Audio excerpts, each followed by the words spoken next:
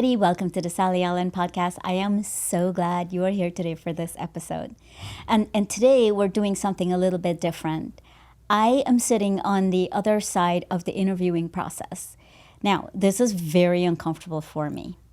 But I have the perfect person interviewing me today, my dear, dear friend, Miss Michelle Shepard. You guys might have seen her in another episode. I am so happy that she is here because she is the perfect person to do this. Because my story is about restoration and redemption, and I think she will do a beautiful job bringing that out from my story. It's not a hate, it's not a revenge story, it's a God story. It's only by the grace of God I'm here, and I want to give him the glory. So with that, I want to introduce my friend, Miss Michelle Shepard. She is a pastor at the Crossing Church, a music pastor. She is also my dear friend, as I mentioned before. I met her a year ago, and I feel like I've known her for a lifetime because God just knit our hearts together in such a beautiful way. So thank you, Michelle, for being here, and thank you for agreeing to interview me and to get my story out in a way that's pleasing to God. Well, Sally, I think your story is beautiful, and I know you on a deeper level. And for other people to get a glimpse into where you come from, what your life was like, what you've walked out of, and how you're shining so brightly now, I think, you're always in the interview chair, right? Yeah. You're always the one asking the questions. And I'm sure that your audience is probably dying at this point to know more about you because there is a lot in that little tiny package right there. There's a lot.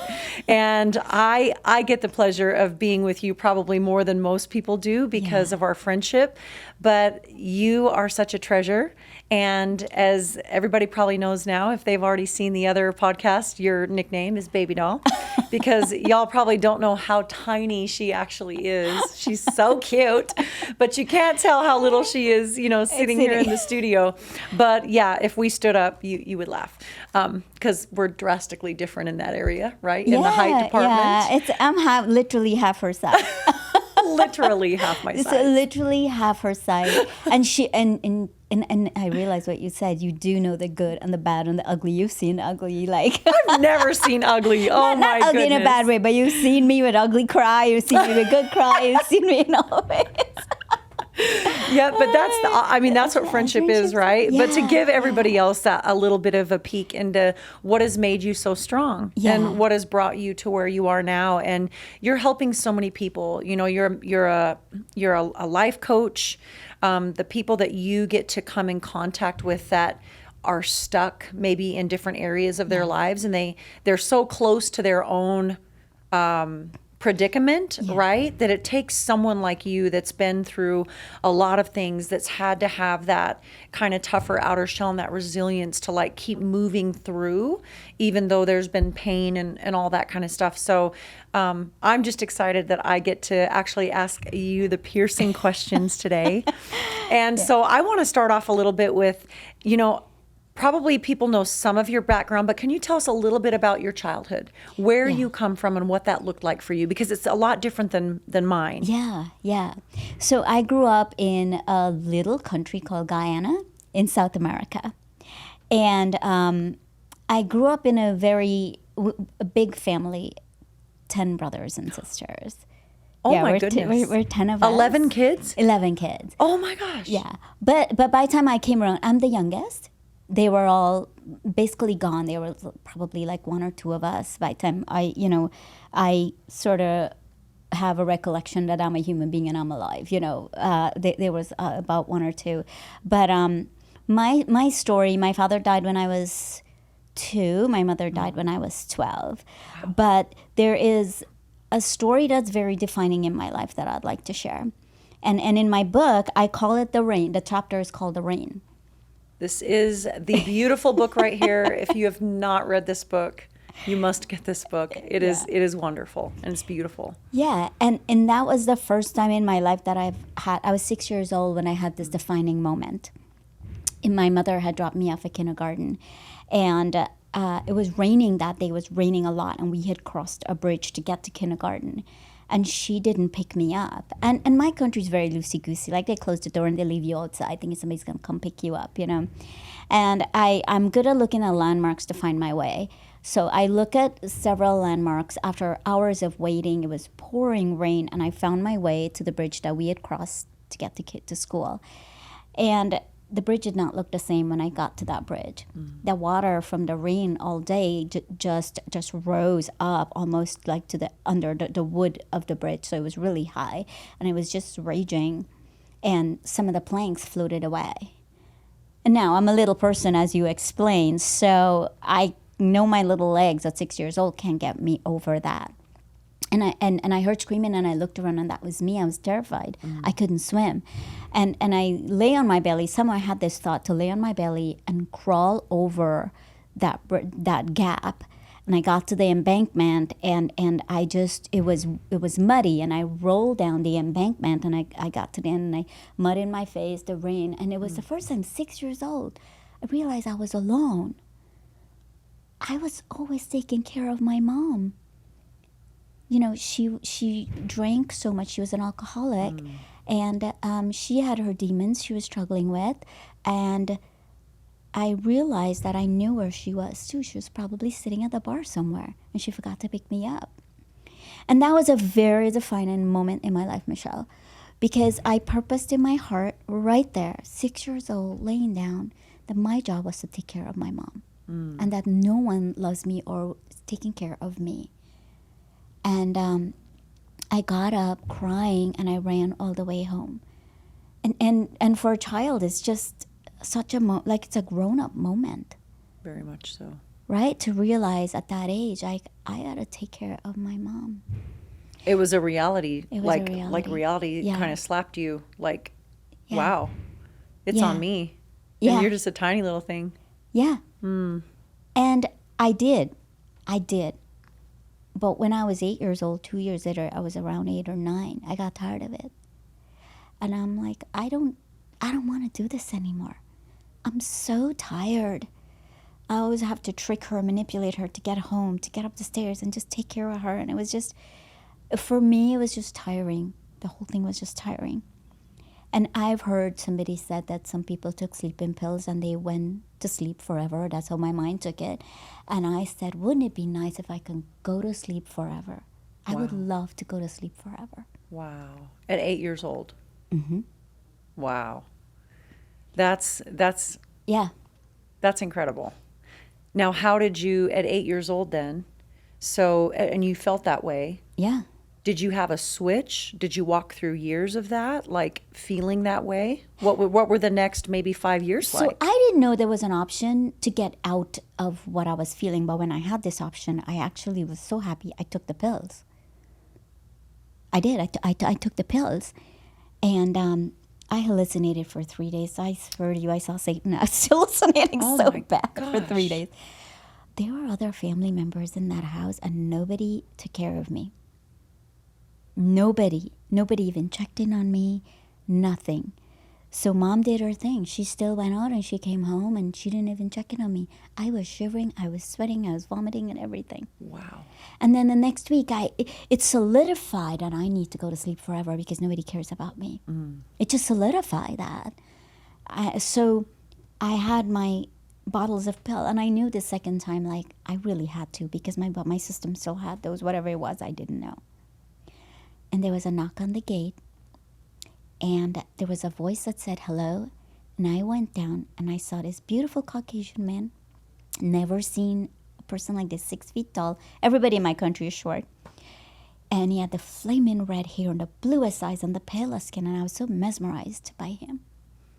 And he said to me, "Come here, little girl." And he said, "Do you know who Jesus is?" And I said, "No, I didn't." And he said, "Jesus loves you." And he gives me a little red book, and I read in the front, it said New Testament. I didn't have nice things, Michelle, growing up. And this book was so beautiful, gold binding. It was just the pages were thin and crispy, and it was beautiful. And I loved to read. I had 2 books that I read over and over again. And I started reading it, and I found out that this dude walked on water. I didn't understand it. It was so confusing. But I got to the part where he walked on water. And I tied it with this guy saying he loves me. And here's my friend who walks on water and he loves me. And he became my imaginary friend at 8 years old. And that's what carried me through. Wow. Sounds like there's like a lot of spiritual significance there. A lot. There Like is God so was much. literally bringing you Yes. either an angel or, a protector. Yes. Wow. Yes. So anything that I do, I'm sitting here with you right now, and this was ordained and designed from back then for me to sit with you right here. I don't take that for granted. Yeah. I don't take anything in my life for granted. When I get to do something, I know that was ordained way back when. That's so powerful. Now, how many years did you get to have him as your imaginary friend? I did. I carried him through until I was forced in an arranged marriage at 7. No, let's back up. When I was 14 or 15, one of the family members started to abuse me sexually. Oh. So I had to hide in closets. I sleep curled up in a ball so that he won't touch me. And that was 2 years that went on. And then the day I got out of high school, I was told I'm getting married in 3 days. Did you know the person? No. You were getting married in 3 days. Uh-huh.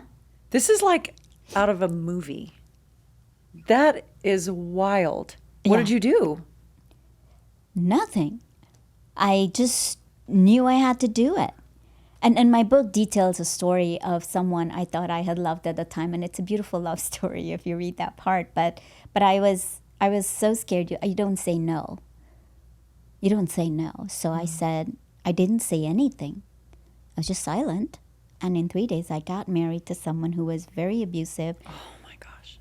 Just total drunk, very abusive, totally illiterate, and you name it all. I just, so it was from the frying pan into the fire. The good thing was he sponsored me and brought me to the U.S. 3 years later. I came here. But it was still abuse. It was so much abuse, but I didn't care because I was used to it. That was my life. That was your normal. It was my normal. Yeah, it was just my normal. I was okay with it. And then I got pregnant the first month I was here because I wasn't allowed to use birth control, Michelle. Wow. I wasn't allowed to shave my legs. I wasn't allowed to have friends. All I had to do was to go home and come back.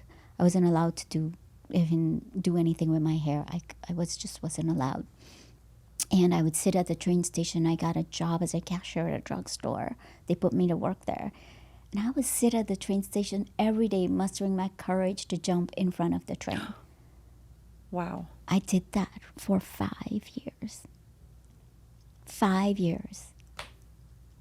And then finally, my son was about 4 years old. And we had this, his father came home at 3 a.m. And this was another this was where my resiliency started to build up. See, when I was 6, I knew I was meant to be a caregiver and love on people. I just knew that was part of God's plan. I didn't know it was his plan. I just knew in my heart.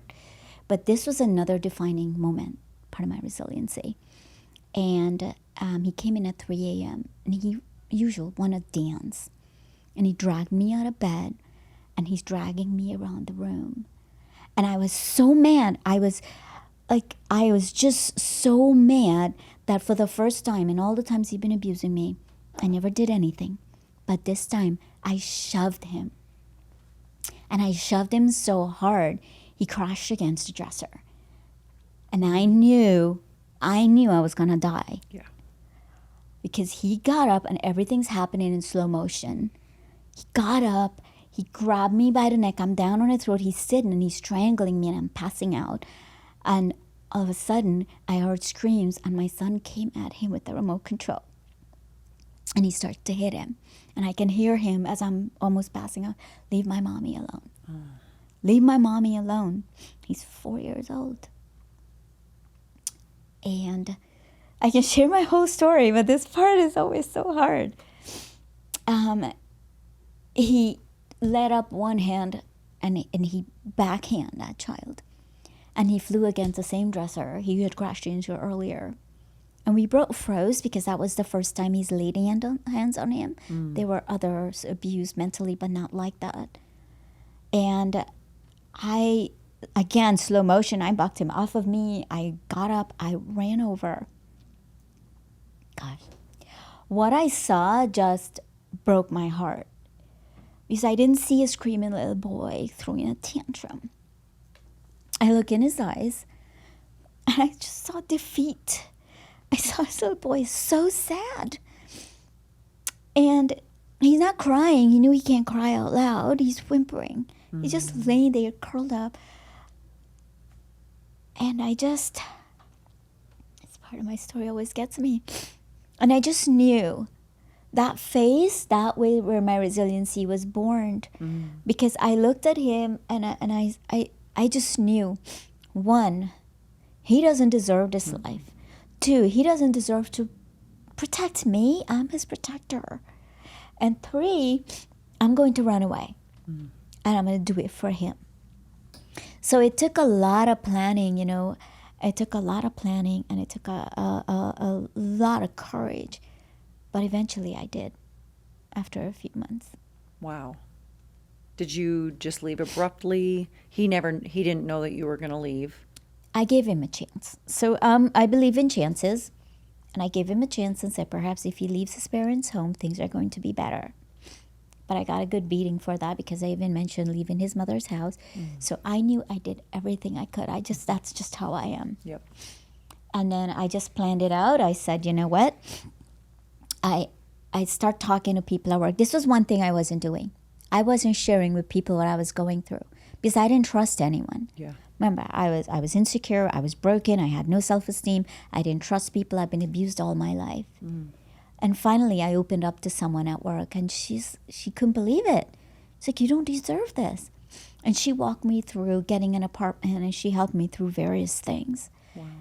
So I got my apartment one day, and I took the day off. It was 1998, the day after Mother's Day. And I took the day off, and I said, I'm going to do the laundry. We live in a house with 14 family members. And I put our clothes in the bag. I wasn't allowed to drive. So I called a cab. I pushed our clothes down the road, called a cab, told my son we're going on an adventure. I left a note on the bed, and we left for a new place. Wow. Wow. That's resilience, to be able to walk away from your life, right? As dysfunctional and as abusive as it was, and the thing that made you kind of snap out of it was your son, your love for your son. So that is incredible. And you detail that in your book. Yeah. Yeah. I detailed that in my book. And I we were talking yesterday, one thing we said, when we don't have strength, and you spoke about it too on another podcast, that we borrow it from other people until we can build our own resiliency. Yes. And I had to borrow my strength from his little face to do what I needed to do. That's amazing. That's amazing. And then living on your own like that and having to start over, right? You had to be sufficient, like you had to be self-sufficient. You had to now provide for your son. Yeah. On your own. What did that look like over the next few years? It was so hard. It was just so hard because he was still allowed visitation despite everything. Wow. So he had tried to kill me and push me in front of a train track. It was just such a mess. But he tried to push me in front of the train. A train was coming. And Michelle, I don't know how I'm alive because he was holding me at the edge of the track. And my son's begging for my life again because we were doing a drop-off. He couldn't know where I live. And I don't know how I ended up laying on the platform and he was gone because I knew he was so drunk we were both going to fall on the train. And the train was coming. Wow. So I still don't know how that happened. I must have passed out. But it was stuff like that happened. And then if I stopped visitation after that, I'm like, take me to court. So we got him out of our lives after that. He's passed since. A lot has happened. But building my resiliency after that, I was still broken. I couldn't look people in the eye when I talked to them. I had no self-esteem. I didn't know my worth. And do you know when you don't know your worth, that the world puts a value on you? Oh, definitely. Yep. Yeah. The world will define who The you are. world will define who you are if you don't know who you are. Yep. I learned that really fast. I learned by observing. So I was looking at people the way different cultures do different things. My culture, like women look down, we look down. Mm-hmm. In America, if you're going to get anywhere, you got to be able to look people in the eye when you talk to them. Mm-hmm. So I worked at a bank. By that time, I got a job at the bank after I left. And I realized that I had to learn how to look my customers in the eye. Michelle, it was the hardest thing. I would look a customer in the eye and I'll look down. I look customer in the eye and I look down. Seconds, then it turned to minutes, then it turned longer and longer. And today sometimes I look away, but for the most, because it's habit, I can look you in the eye when I talk to you. But it was so hard. That was one of the hardest things. And that was another resilient block for me when I could do that. That was a resilient block right there. When I could stand up for myself, that was a resilient block. When I got a tribe, that was another resilient block. And when I started educating myself, that was another resilient block. And I started doing things for myself because I realized I'm going to stay where I'm at if I don't step out of my comfort zone. Absolutely. If you're not growing, you're actually receding, right? That's right. Yeah. That's right. So that's what I did. I got myself surrounded by a tribe and I stepped out of my comfort zone and I just kept going and I'm still going. Yeah, you are. And you have come so far. Like anybody that ever comes, in contact with you or that is in front of you would never know the depths of the things that you've been through that has shaped who you are now.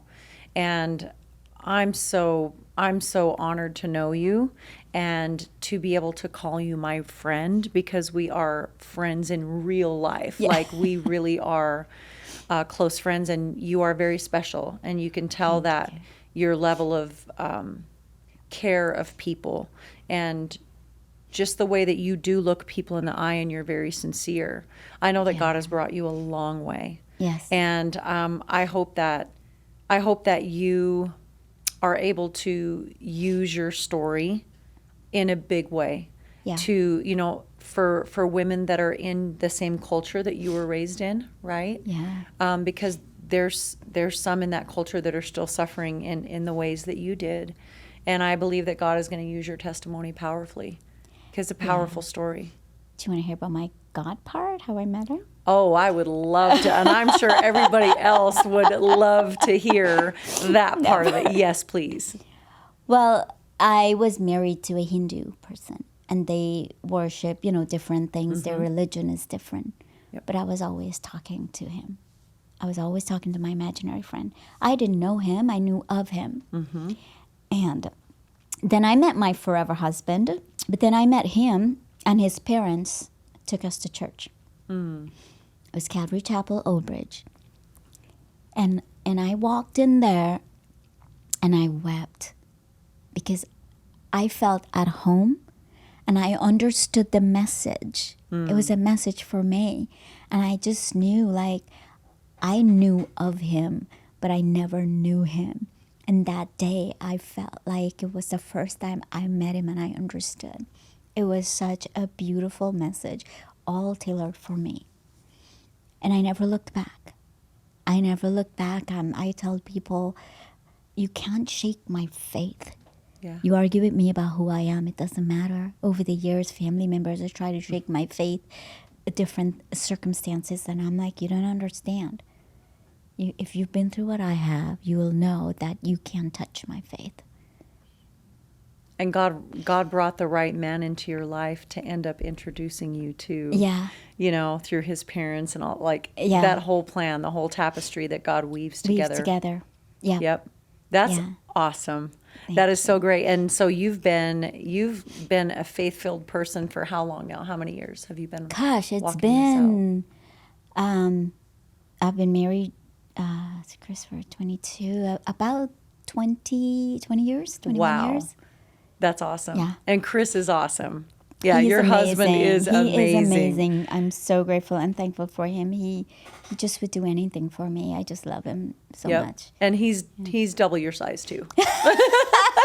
Who isn't? I mean, everybody's double my size. He's like this tall, and you're like, Yeah. Yeah, he's 6 foot. I'm barely 4'9", 4'10". Not even. oh my gosh. Yeah. No, you Yeah. two are absolutely awesome. You Yeah. you and Chris are absolutely amazing. Yeah. And I would say that if you are someone out there that you are in a situation right now, to be able, we were talking about, drawing faith from other people. Maybe, this podcast can be used specifically for that, because your story is, I know there's so much more to you, and there's even so much more than what you've shared. There's years of life, there's years of struggle, years of sacrifice, and having to push through all of those things to get where you're at today. And, to be sitting here listening to all that you've gone through, it just reminds me God is so powerful, and he's so good to use all of that. He doesn't let anything go to waste. Yeah. Nothing goes to waste. He will find a way to use it and bring beauty from ashes. And so this book right here, Triumph Over Failure and Fear, this is Sally Allen's book. And if you haven't read it yet, you have to get a copy of it. It's absolutely beautiful. And just the way that she writes and her words, and just the stories and the life lessons that are in here, it'll definitely boost your own faith. And if you need that today, borrow Sally's, because she's got a lot that she can give. So is there anything that you would like to say? Because I know this book was, something that was a big accomplishment for you. Yeah. And something that you had to be vulnerable when you were writing the words that went in this book. Yeah, there is at the end, there's something I want to share at the end from the book. I just want to say, there's a part I just want to read. People always tell me that I'm brave. And I am terrified. I wrote half of the times here, but more than that.